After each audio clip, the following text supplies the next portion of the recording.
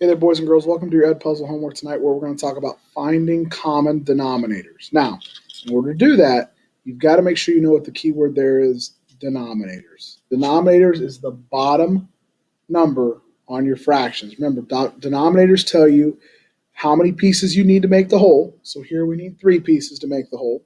We only have 2. Over here, I need 4 pieces to make the whole. I only have 3. Denominators go down. Okay, denominators D, down, D. That's where you find your denominators. Now, if we're trying to find common denominators, we're trying to find things that we can turn both of them into. Because here's what we run into. We didn't run into this last week because we could easily change one of the denominators to match the other one because we could make a couple more cuts on it. However, what we run into now is I can't change thirds into fourths, or vice versa. I can't change fourths into thirds. So what I have to do is, like we talked about today during class, I've got to change both of these into something that's in common. Okay. Now the easiest way to kind of describe this for you is, let's think about this in terms of linking cubes. Okay. Notice I've got 3 down here, right? So I've got a stack of 3 linking cubes. Okay. And I've got a 4 down here. And I've got a stack of 4 linking cubes. Notice these are not the same size, are they? But if I continue adding on to these, or if I'm doing multiples of those, I can eventually make them the same size. 3, if I add another stack of 3 on there, I've got 6. Another stack of 3, I've got 9. Another stack of 3, I've got 12. All I did there was list multiples or skip count by 3, which is one of my denominators. Now, same thing, I've got a stack of 4 here. So every time I'm going to skip count by 4. So I had 4. Now I've got 8.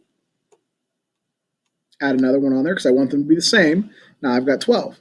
Now if I compare these, you'll notice that these are the same size because they have that number in common.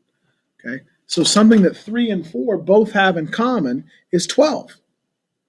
That's a common multiple, which means it can also be a common denominator, which means I can change these numbers on the bottom into 12s. Now here's the thing though. I can't just change them. How would I go about changing them? Let's think multiplication, right? That's a lot easier for most of us than division. Okay, so if I want to make an equivalent fraction for 2/3, I want my new bottom number here to be a 12. Now, how did I turn 3 into 12? Yeah, I multiplied it by 4, which means I got to do the same thing at the top. Got to multiply it by 4. So my new numerator here is going to be what? Yeah, very good. It's going to be an 8. Now, the thing that we run into is I've got to change this number into a 12. How would I change fourths into 12ths? Yeah, very good. I'd multiply it by 3. So I've got a 12 over here now. If I multiplied the bottom by 3 here, guess what I have to do the top? Yeah, very good. I've got to multiply it by 3 as well, which means my new numerator is now going to be a, yeah, nice job, going to be a 9. Now here's the thing we run into.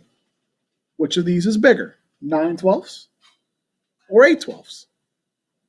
Yeah, 9/12 is bigger, which means your alligator is going to eat the bigger one.